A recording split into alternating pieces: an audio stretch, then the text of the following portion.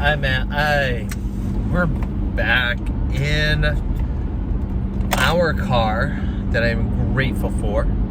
We are back in the Northeast, which I am grateful for. We have transformed. Holy shit. Excuse my language, but sometimes there are just no words for what you experience besides holy shit. I was on the phone with my teacher today. He was just checking in on me. What a guy. And gave me permission to contact him more because as you come from a martial background, he is very, very high in that world. You don't go pestering the dude. Like, you don't have permission to like reach out and talk to him, etc. And that was a I don't want to call it a trauma, but definitely like a mindset thing that I had to get over. And so he gave me he's like, hey dude, reach out, call me, text me, whatever. He's like, but yeah, always feel free. Like, very awesome, very nice. And so we were just talking, and he was saying that this class and the other class that he's been doing ceremonies with are it's like, dude, you see the transformation in the students. They come here for 5-6 days and they leave different humans. And he's right, man. Like, the amount of plant and toad medicine that I did this weekend in between the energetic medicine and therapy was a lot. And it was so much so that it's like, you're not the same person. You can't be. There's no physical or possible way. The things that would have upset me before, I can feel my tether or attachment to them, and I can process them, go, that's not me. That is some bullshit that was attached to something in the past. Not mine. Goodbye. I'm not upset about it. Nice Jeep sitting on the side of the road. Yeah. So let's talk about the first medicine that we did into the depth of a super deep meditation that I'll be doing consistently now. But it's called Hape. It is 2-leaf tobacco that is crushed up with other particular herbs, different plants from the Amazon that are blessed by a shaman and crushed up and then brought back by a particular company that my teacher's aligned with, my temple is aligned with. And we get that blown into your nose, both nostrils, and you will purge something fierce if you have not been regularly purging. And I hadn't been, and dude, that first one, the amount of snot that came out of my face, the sweat, the heat that came off my body, it was outrageous. But because after that we were doing the medicine and purging, etc., the more of the Hape I did, the less of that reaction I had. And so that was the first one. And dude, I'm telling you, the deep meditation you go into is insane. So that was medicine number one. We did that continually throughout the week. And then there was Sanaga. Sanaga is a new one. And man, that one opens up your vision and your energetic body. And like, I would do that and then have a wild sense of clarity and just, man, you feel like you've been fasting for 5 days and you're ready to kill something, or you can hunt something, not kill. But what you do is I believe it's a root from the Amazon, but you lay back and your eyes are closed. You have someone administer it by dropping a drop right here in the corner of your eye and then the other corner. Then when it's done, they say, open your eyes. You open your eyes, and it's like pepper spray. And you're just sitting there. It feels like you have sandpaper on your eyes. You can't open them. You force them to open and get the medicine moving. And the more intense one that I had, that one was probably like a minute to 2 minutes of this severe sensation. But afterwards, you're like open and focused and see so clearly. So when they get that in, I'll be purchasing some, and they say do it for 30 days and you'll be able to rid yourself of glaucoma, cataracts, etc. And have a vision that is great from the exterior, but also internally as well. which makes sense because the eyes are attached to the liver. That's the window to the liver, which is your spiritual self. Your food. And what was the next medicine? Hape, Sanaga. Ambiol and Mambe. So Ambiol is a tobacco paste. Same thing, 2 leaf, very sacred. And you rub it along your gums, and that'll give you like a very grounding sensation. But the Mambe is a coca leaf. It's ground up. It's like, it looks and tastes like green tea. But you'll throw that on the spot where you put the Ambiol, and then you just pack it in there, and then little by little swallow the saliva. And that is, again, very focused, nothing like a cup of coffee, but a very clear sensation. Lovely, absolutely lovely. And I couldn't get enough of it, but it's hard to get because unfortunately coca leaves are illegal within the United States. So, they had a limited amount, and I was gonna be like, hey, give me more. Can't. It's theirs. But I'll be able to get my hands on it. What was the next medicine? The next medicine we had was, I think it was another mushroom ceremony. And there's a difference between just taking mushrooms and then having it in a ceremonial fashion where people can bring in guides and spirits and different energies.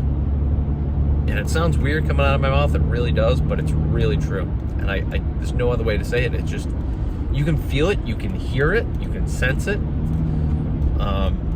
I feel like a crazy person for saying it, I really do, but dude, I could feel something walking around the back of my head.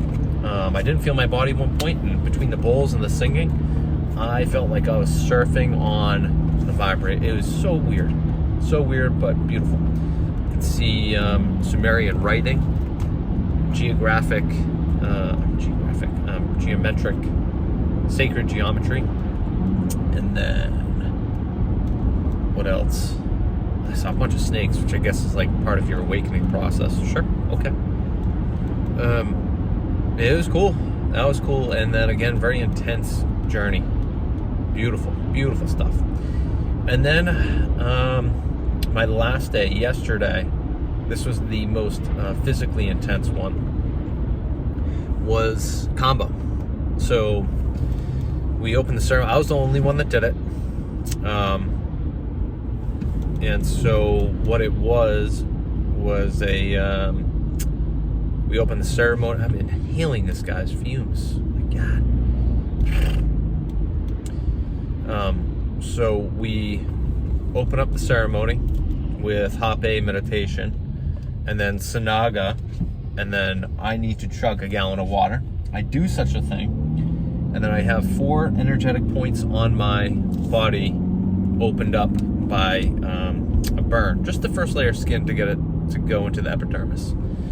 Then it's toad venom from the Amazon. You have to get it from the Amazon, and then that is placed on all 4 points. For me, it's 4. Some people do 3. Most people do 3. I did 4. The teacher said, like, hey, this is, you need these points to be opened up and released so that you can get X, Y, and Z out of your life. And that's pretty much what it is. Yeah, I can feel it still. So what happens is all your lymph will, because of the fight or flight from the venom, that particular type of venom, will flush into your stomach, and you can feel it. And so as that comes in, you need to force or induce vomiting. Some people don't have a problem with it. They can just vomit. I don't. I was taking my hand is like, and you feel it come out of you. You look into the bucket, you can see the white foam on top, which is candida, a very parasitic bacteria in your stomach. And then all the yellow is like golden yellow from the lymph being flooded. And it's just, for 10, 15 minutes, you're and forcing it. So I would drink more water. It's like I feel it in the pit of my stomach. I'm like, no, you're not. You're out. You're out of the club. And so I thought I was gonna have to poop too. Didn't. Some people do. I was kind of hoping I was. But after that, I was able to, the whole day after that, you're just drained. You can feel it. You know, you just used all your energy to purge physically. And I was just sitting there for the rest of the day and just kind of in a lower state. But the whole world seemed different. It really did and does. So I slept for a solid 8 to 8.5 hours last night, getting at like 3 a.m. and slept till 11. I woke up and I could feel the soreness from my lymph, like under my armpits, around my neck and throat.